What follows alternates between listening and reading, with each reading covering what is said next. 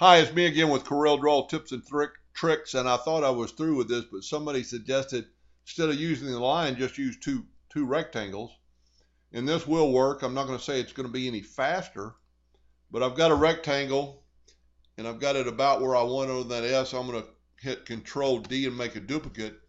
I'm going to hold down my control button, and it moves it over.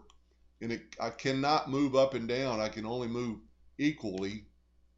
So both those rectangles, you just want to make sure you're inside this, and then take your weld tool and weld it, and you're done. Then you can take your smart fill tool and just make sure you're right.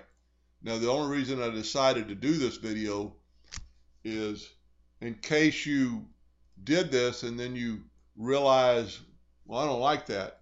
Well, you can do a couple things. One, you can just back up, keep hitting the back button until you're done, and then just take that away and move your rectangle a little higher, a little lower. But let's say you've done that. We'll just weld it real quick, and you've gone too far to back up, and you weld this, and you've gone and done a different project, and you go, I don't like that.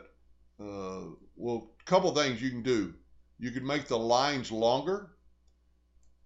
So if I wanted those lines longer, I would just grab my shape tool, grab those two, hold down the control button, and you can make those lines longer. Now, let's say you don't like that at all and you just want to get rid of it. Take your 2-point line and draw from that node to that node, and then just delete this. Now, whenever you do that, and I'm not going to do it for both ends because it'll be exactly the same, when you do that, you do want to color fill with the smart fill tool. Move that away, and then you can left click, right click, and that piece is part of it.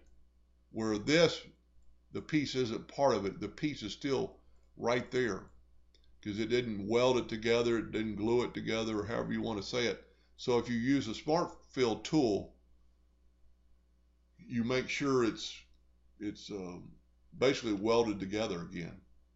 And you could probably use, let's just try the weld tool, see what happens. We're going to take node to node. We're going to delete this. Now we're going to encompass it all.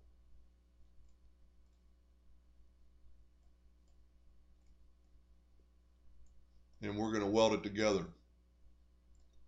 So it did the same thing. I just like using the smart fill tool. Hope that helped a little bit. Thank you for watching.